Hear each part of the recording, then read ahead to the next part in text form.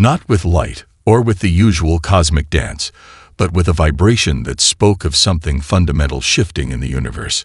The Geril Battle Network, a complex web of quantum-linked communication nodes spanning 3 galactic sectors, first detected the anomaly as a whisper, a faint electromagnetic signature that didn't conform to any known spacefaring civilization's communication protocols. Admiral Krasnak reviewed the initial reports with a mixture of bureaucratic disinterest and genetic predisposition toward mild contempt. His species had encountered and subjugated hundreds of developing civilizations over millennia. Each followed a predictable pattern: initial discovery, technological assessment, strategic evaluation, and ultimately, complete absorption into the Galactic Imperium's vast administrative framework. The preliminary data stream from the third planet of a small, unremarkable solar system suggested a civilization barely emerging from its technological infancy.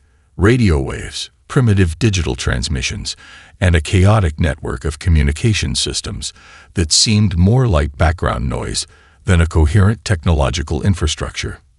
"Prepare standard pacification protocols," Krasnak commanded, his voice a low, resonant click that echoed through the crystalline bridge of the flagship Sovereign Talon.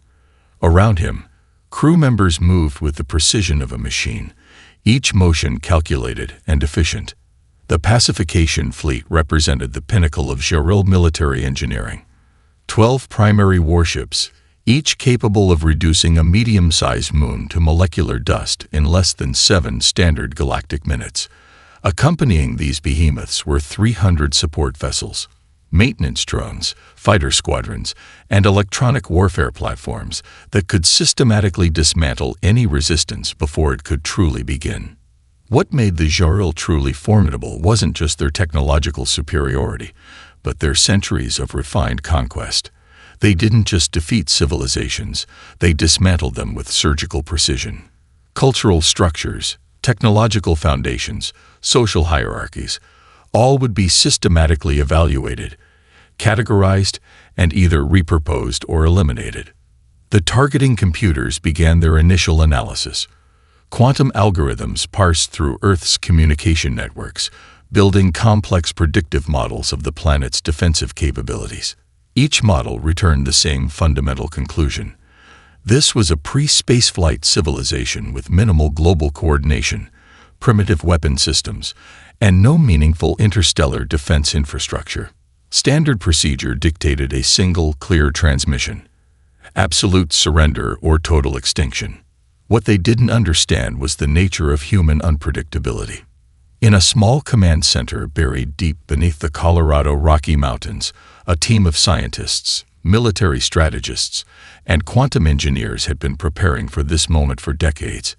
The Advanced Breakthrough Initiatives Research Group, a classified project that existed in the shadowy intersection of military innovation, theoretical physics, and pure human audacity, had been quietly developing technologies that would redefine the very concept of spacefaring civilization. Dr. Emma Rodriguez adjusted her quantum interface glasses, her fingers dancing across holographic displays that seemed to breathe with living information. Beside her, Commander Michael Chen reviewed the incoming alien communication logs with a calm that belied the magnitude of the moment. "They're following the standard Imperial contact protocol," Chen observed, his voice steady. "Exactly as our predictive model suggested." Rodriguez nodded, a slight smile playing at the corner of her mouth. Years of research, billions in black-budget funding, and a collective innovative spirit of humanity had led to this singular moment. The alien transmission was precise, clinical, and utterly dismissive. "Inhabitants of Solar System Designation 7 Epsilon 3. Your civilization is hereby commanded to surrender unconditionally to the Galactic Imperium. Non-compliance will result in immediate and total planetary destruction. You have 3 standard planetary rotations to respond." In the command center, a moment of silence hung in the air. Then, Commander Chen entered a series of coordinates into the communication system. The response would be something the Geril would never expect. Humanity was about to make its first impression on the galactic stage. and it would be anything but forgettable. It was not the conventional faster-than-light translation that most spacefaring civilizations understood. This was something else entirely. A quantum manipulation of space-time that left no standard energy signature, no predictable radiation burst, no measurable disturbance that could be detected by conventional means. The Gerald fleet's sensor arrays went momentarily blind. Admiral Krasnak's primary sensory clusters twitched with an unfamiliar sensation. Uncertainty. In 3 centuries of military service, he had never experienced a moment of true technological surprise. The Galactic Imperium's scientific teams had cataloged, analyzed, and ultimately conquered or assimilated every significant technological innovation across 3 spiral arms of the galaxy. Until now. When the sensor systems recalibrated, the impossible stood before them. The vessel defied every known principle of spaceship construction. Its exterior seemed to breathe, a living membrane of adaptive materials that shifted and rippled like liquid metal caught in an ethereal dance. Conventional hull designs were geometric, angular, a statement of manufactured precision. This ship looked organic, almost sentient, with smooth curves that suggested movement even when perfectly stationary. Size was the first shock. The Geril's most advanced dreadnoughts measured approximately 3.2 kilometers in length, a testament to their engineering prowess. This human vessel stretched to nearly 6 kilometers, but its mass seemed to fluctuate, as if existing in multiple dimensional states simultaneously. Quantum structural indeterminacy, whispered Dr. Laura Bennett, the lead sensor analysis officer aboard the Sovereign Talon. Her translator implant caught her muttering, broadcasting the words across the bridge's communication network. The ship's surface absorbed different wavelengths of scanning technology in ways that challenged fundamental physics. Where a traditional vessel would reflect or deflect scanning signals, this human construct seemed to consume them, reprocess them, and then emit something entirely different. Holographic displays across the Geril fleet flickered with impossible data streams. Computational systems struggled to make sense of the readings. Was it a ship? A living organism? A complex quantum computer? The boundaries between these categories seemed meaningless when confronted with this technological marvel. Inside the human vessel's primary command center, a different kind of preparation was underway. Commander Jack Harrison stood at the central interface, his posture relaxed but his eyes intense. Years of classified training, simulations that pushed the boundaries of human cognitive capabilities, and a lifetime of preparing for first contact had led to this moment. Quantum alignment at 92.7%, reported senior engineer Rebecca Wu, her fingers dancing across haptic interfaces that seemed to anticipate her movements. Hull adaptive response is optimal. Dimensional stabilization within expected parameters. The ship they had created was more than a weapon. It was a message, a complex, multi-layered communication that spoke of humanity's potential in a language beyond words. Each system represented a breakthrough that would rewrite understanding of technological development. The propulsion mechanism didn't simply push against space, it negotiated with the fundamental fabric of reality. Communication systems used quantum entanglement in ways that made traditional faster-than-light communication look like primitive smoke signals.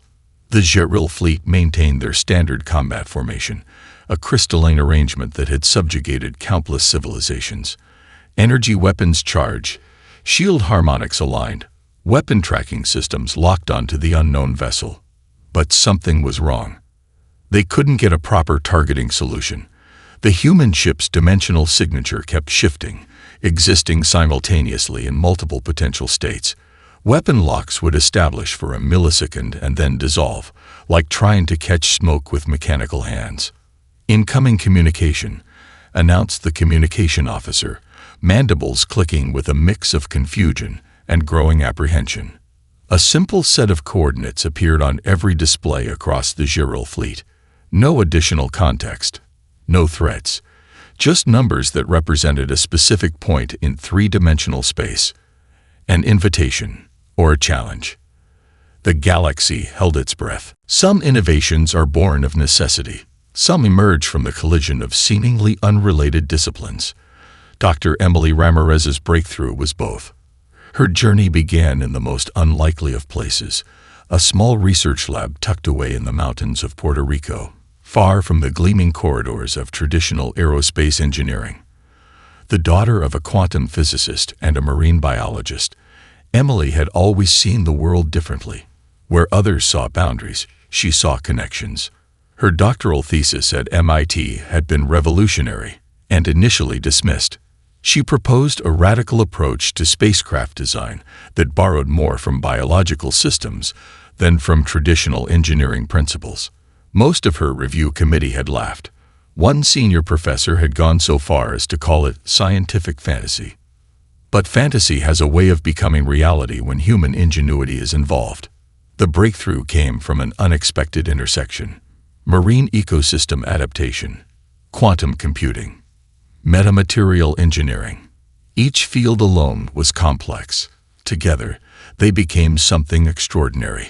The adaptive hull of the supercarrier was not simply a protective layer. It was a living, responsive system that drew inspiration from the most extreme biological adaptations found on Earth. Deep-sea creatures that survived crushing pressures, organisms that could regenerate, systems that could transform and adapt instantaneously. Quantum computing allowed for computational speeds that made traditional supercomputers look like ancient abacuses, but it was more than raw processing power.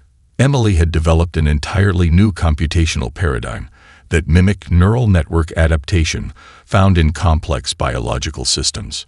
In her lab, holographic displays danced with impossible calculations, algorithms that could predict and adapt faster than any known computational system. The supercarrier's central processing core was less a computer and more a living, thinking entity. Dr. Marcus Rodriguez, her primary research partner, watched in awe as the latest simulation ran. Lines of quantum-entangled data streams showed potential threat responses that seemed to anticipate problems before they could even manifest. "It's not just predicting," Marcus muttered. "It's negotiating with potential reality." The propulsion system was equally revolutionary. Traditional spacecraft pushed against space. Emily's design didn't push. It conversed with the fundamental fabric of space-time. Quantum folding technology that could compress vast distances into momentary transitions. No massive energy expenditure. No predictable radiation signatures. Just pure, elegant manipulation of spatial geometry. Funding had come from the most unexpected sources. A consortium of forward-thinking tech billionaires, retired military strategists, and private research foundations had recognized the potential. Black budget allocations that never appeared on any official government spreadsheet supported years of research. Each component of the supercarrier told a story of human innovation. The communication systems used quantum entanglement in ways that made traditional faster-than-light communication look like primitive smoke signals. Information could be transmitted instantaneously across impossible distances with encryption layers that would take centuries to crack. The defensive systems were not about destruction, but about negotiation and adaptation. Where most military designs focused on overwhelming force, Emily's approach was about intelligent response. The ship could analyze incoming threats at a quantum level, potentially transforming destructive energy into something harmless. "We're not building a weapon," Emily would often tell their team. "We're building a language of technological diplomacy." Her most brilliant insight was understanding that true advancement wasn't about domination, but about communication. The supercarrier was more than a technological marvel. It was a complex message about humanity's potential. In the research facility's central command room, Emily watched the initial sensor data from the alien encounter. Her team was silent, each understanding the magnitude of what they had created. This was more than a first contact scenario. This was humanity's declaration of technological sentience to the galaxy. The Gerald thought they were coming to conquer. They were about to learn the true meaning of human potential. Silence erupted. In the vast emptiness of space, the Gerald fleet's weapon systems charged with a precision that had brought 100 civilizations to their knees. Plasma cannons capable of vaporizing small moons hummed with destructive potential. Shield harmonics aligned. Targeting systems locked onto the impossibly large human vessel. Admiral Krasnak's mandibles clicked with a rhythm of anticipation. Conquest was an art form his species had perfected over millennia. This would be another routine pacification. Another civilization reduced to administrative data points in the Galactic Imperium's vast bureaucratic archives. The first volley was a masterpiece of destructive engineering. 12 primary warships unleashed a symphony of energy that could strip planetary surfaces to bare rock. Plasma streams hot enough to melt molecular bonds converged on the human vessel, a concentrated strike that should have obliterated anything in existence. Commander Jack Harrison didn't even blink. Quantum dispersion protocols, he commanded, his voice calm. Adaptive response pattern Delta 7. On the bridge, a team of specialists moved with a choreography that defied traditional military training. Each movement was precise, each action a calculated response to potential threat scenarios, developed through years of intensive simulation. The plasma energy approached, and then something extraordinary happened. The supercarrier's hull didn't just deflect the incoming fire. It seemed to absorb it, process it, and then do something entirely unexpected.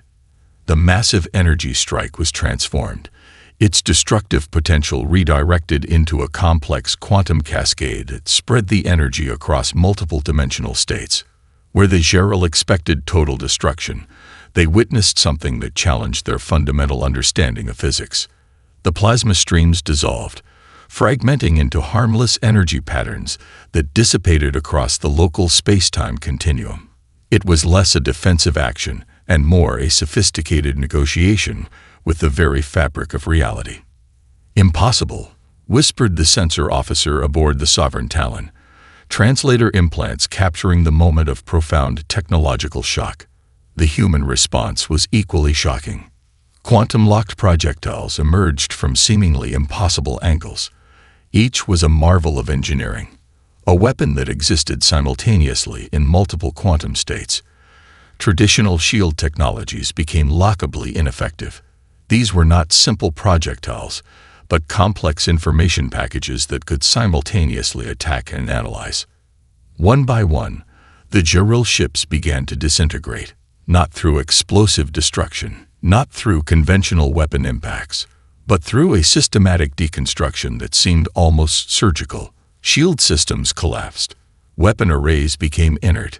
Computational cores were rendered completely non-functional. Within 17 minutes, the entire pacification fleet was reduced to expanding clouds of rapidly cooling plasma. And not a single human life had been endangered. On the bridge of the human supercarrier, the mood was not one of triumphant aggression. It was clinical, analytical, a demonstration rather than a conquest.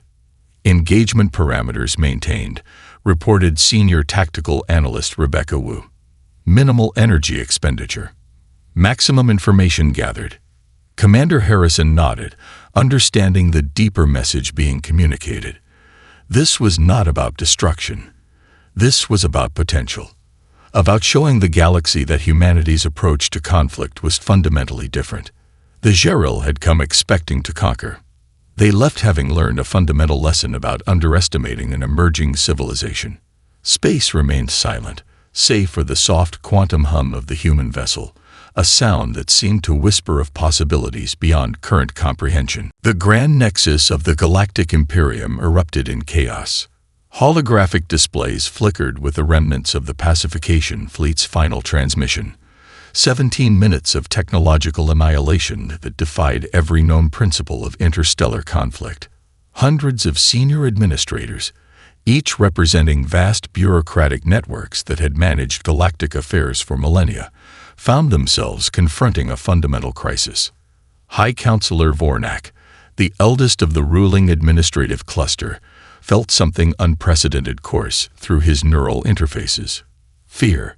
Not the simple biological response of a threatened organism, but a deep systemic terror that challenged the very foundations of the Imperium's thousand-year dominance. Civilizations were supposed to follow predictable patterns. Emerging technological societies were to be cataloged, evaluated, and either assimilated or neutralized. Humanity had just written an entirely new rulebook.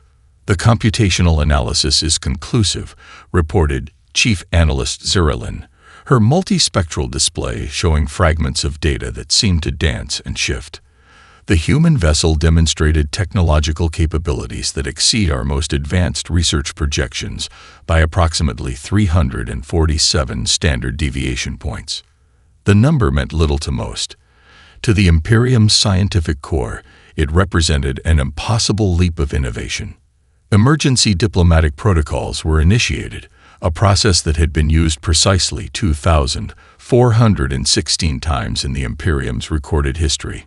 Previous encounters involved careful information gathering, strategic assessment, and ultimately, a predetermined path to subjugation or assimilation. This would be different. The surviving sensor logs told a story that challenged everything the Imperium understood about technological development.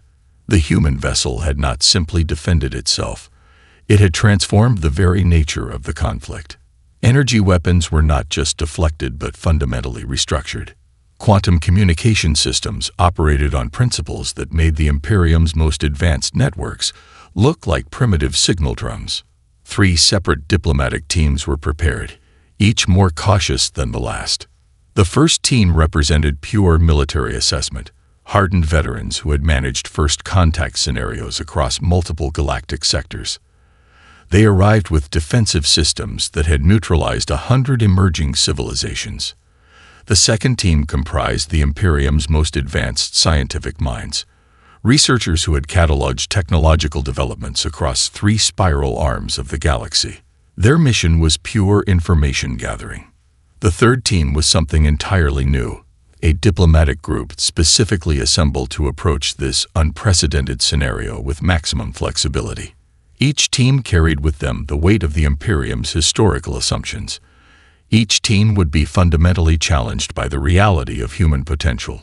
On Earth, in a secure facility buried beneath the Colorado mountain range, a different kind of preparation was underway.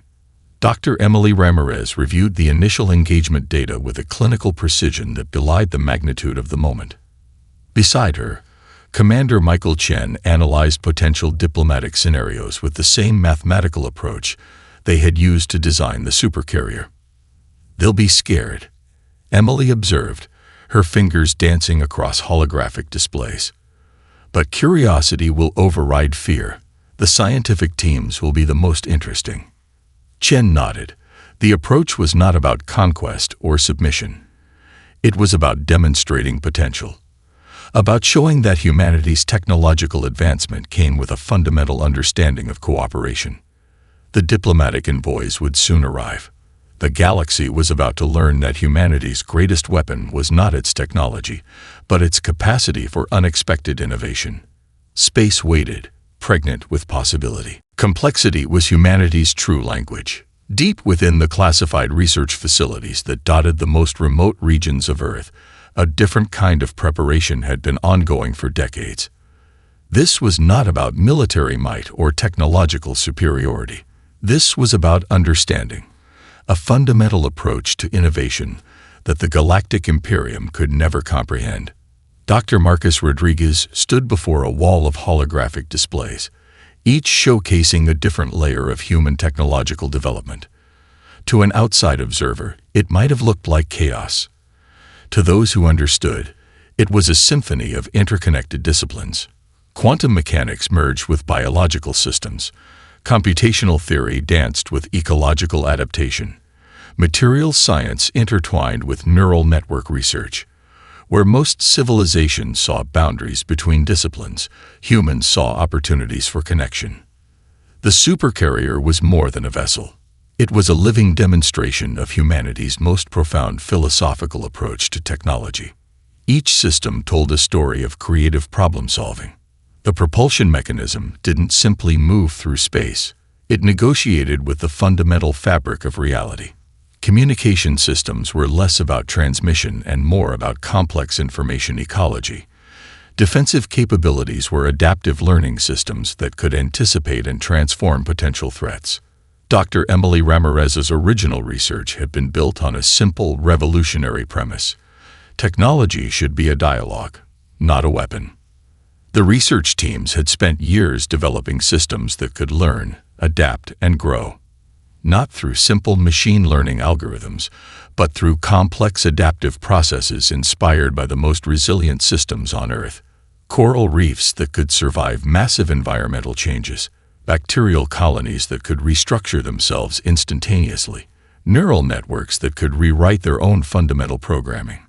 It's not about being the strongest, Emily would often tell her research teams. It's about being the most adaptable. The Gerald understood technology as a tool of conquest. Humanity saw technology as a language of potential. Each breakthrough was less about domination and more about understanding. Each innovation was an invitation to a broader conversation. The supercarrier's quantum computing core was a perfect example. Traditional computational systems processed information. This system didn't just process, it anticipated. It could model potential scenarios with such complexity that it bordered on prescience, not through brute force calculation, but through an intuitive understanding that blurred the lines between computation and consciousness. Defensive systems were equally revolutionary. Where most military designs focused on overwhelming force, the human approach was about intelligent response. The ship could analyze incoming threats at a quantum level, potentially transforming destructive energy into something harmless. Commander Jack Harrison understood this better than most. His background wasn't just military. He was a trained systems philosopher, someone who understood that true strength came from flexibility, not rigidity. "We're not building weapons," he would tell his team. "We're building bridges of understanding." The research had drawn from the most unexpected sources: indigenous knowledge systems, ecological management practices, collaborative problem-solving techniques from diverse human cultures. Each approach contributed to a holistic view of technological development that went far beyond simple linear progression. The Galactic Imperium saw technology as a hierarchy. Humanity saw it as an ecosystem. Quantum entanglement communication systems could transmit information across impossible distances. But more importantly, they could do so in ways that preserved the fundamental integrity of the information. It wasn't just about speed or distance. It was about maintaining the essence of communication. As the diplomatic envoys from the Galactic Imperium prepared for their approach, they remained unaware of the true depth of human potential. They thought they were coming to meet a new civilization. They were about to encounter an entire philosophy of existence. The foundations of galactic civilization trembled. In the vast administrative complex of the Imperium's central governance hub, a profound existential crisis unfolded. Thousands of species, hundreds of conquered civilizations, millennia of established technological hierarchies, all of it now balanced on the knife's edge of a single encounter. High Counselor Vornak convened an emergency session that would be recorded in galactic historical archives as the most significant diplomatic moment in recorded history. The holographic chamber shimmered with quantum-projected representations of the most powerful administrative clusters across 3 spiral arms of the galaxy. "We are not dealing with a typical emerging civilization," announced Chief Analyst Zeralin, her multispectral projection displaying complex data streams that defied traditional analytical models. "This is a fundamental disruption of our entire understanding of technological development." The implications were staggering. Every species within the Imperium's vast administrative network had followed a predictable pattern of technological evolution. Initial discoveries, incremental advancements, eventual assimilation or neutralization. Humanity had just demonstrated that these rules were nothing more than comfortable illusions. Commander Jack Harrison and Dr. Emily Ramirez had orchestrated more than a defensive demonstration. This was a carefully constructed message that spoke volumes without uttering a single direct threat. The diplomatic teams dispatched by the Imperium arrived with progressively reduced aggression. The first military assessment team had been utterly destroyed. The second scientific reconnaissance group approached with unprecedented caution. The third diplomatic envoy carried with them an emotion rarely experienced by the Imperium's administrative corps, genuine curiosity. On Earth, the preparation was methodical. "They'll be trying to categorize us," Dr. Marcus Rodriguez explained during a secure briefing. "Every species they've encountered has fit into a specific technological taxonomy. We're going to completely deconstruct that framework." The human approach was revolutionary. Where most civilizations saw technology as a weapon or a tool of control, humanity viewed it as a form of communication. Each technological breakthrough was an invitation to a broader conversation about potential, adaptation, and collaborative evolution. The supercarrier remained the most visible symbol of this philosophy. Its very existence challenged fundamental principles of spaceship design, quantum mechanics, and interstellar diplomacy. It was less a weapon and more a complex statement about human potential. Diplomatic channels began to open in ways nobody had anticipated. The Imperium's communication networks were flooded with requests from member species. Scientific clusters that had been suppressed for millennia suddenly found themselves with unprecedented access to information. The encounter with humanity had created a cascading effect of technological curiosity. Species that had been reduced to administrative footnotes began to ask questions. What if technological development wasn't about conquest? What if innovation could be a collaborative process? Commander Chen reviewed the initial diplomatic protocols with a calm that masked the magnitude of the moment. This was not about defeating the Imperium. This was about demonstrating a fundamentally different approach to existence. "We're offering them a choice," he explained to his team. "Not submission. Not conquest, but a genuine opportunity to reimagine their entire conceptual framework." The galactic power structure teetered on the brink of transformation. Thousands of civilizations watched. Millions of administrative clusters held their collective breath. The Imperium's 1,000-year legacy of technological domination was being challenged by a species they had initially considered primitive. Humanity wasn't just making first contact. They were rewriting the entire rulebook of interstellar civilization. Space itself seemed to hold its breath, waiting to see what would happen next. Transformation arrives quietly sometimes. The first diplomatic meeting between humanity and the Galactic Imperium occurred not with fanfare, but with a profound sense of possibility. The supercarrier hung in space, a silent sentinel that spoke more eloquently than any prepared statement could. Dr. Emily Ramirez and Commander Jack Harrison led the human delegation. They weren't military conquerors. They were ambassadors of a fundamentally different approach to existence. The diplomatic chamber, a neutral space constructed from quantum-responsive materials, seemed to breathe with potential. Representatives from the Imperium arrived with centuries of bureaucratic conditioning, expecting the usual protocols of subjugation or resistance. They found something entirely unexpected. "We're not here to replace your systems," Jack began, his voice calm and measured. "We're here to demonstrate an alternative approach to technological and cultural development." The proposal was revolutionary. Humanity offered not a treaty, but a comprehensive framework of technological and cultural exchange. Where previous galactic interactions had been about domination, this was about genuine collaboration. The core of the human proposal was breathtaking in its simplicity. Open-source technological development, collaborative research networks, a galactic ecosystem of innovation where each species could contribute and benefit. Chief Analyst Zara Lynn, who had witnessed the destruction of the initial pacification fleet, found herself struggling to process the diplomatic approach. This was not negotiation. This was an invitation to reimagine civilization itself. Humanity's technological demonstrations continued to unfold. The supercarrier was not just a vessel, but a living proof of concept.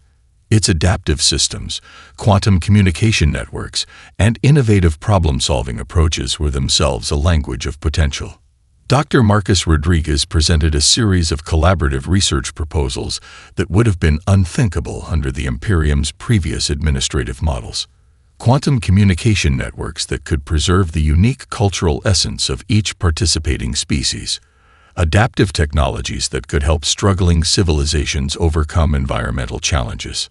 The most radical proposal was a complete restructuring of the Imperium's technological classification systems. Technology is not a weapon, Emily explained. It's a form of communication, a way of understanding the universe and each other. Slowly, almost imperceptibly, the diplomatic atmosphere began to shift. Species that had been suppressed for millennia saw a glimmer of hope. The rigid hierarchical structure of the Imperium began to show its first genuine cracks. Civilizations that had been reduced to administrative footnotes suddenly found themselves with a voice.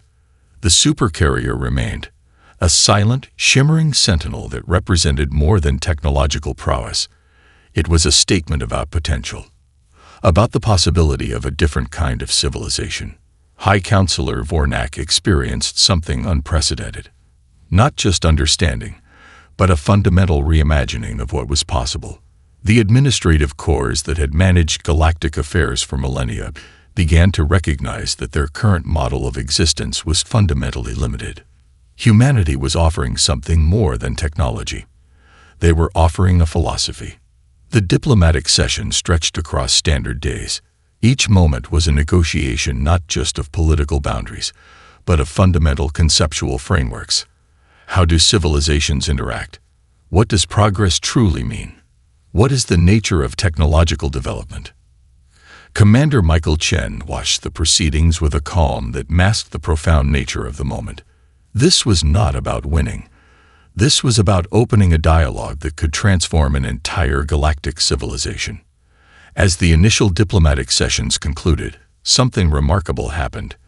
The Imperium's member species began to communicate directly, not through official channels, but through emerging collaborative networks that humanity had subtly introduced.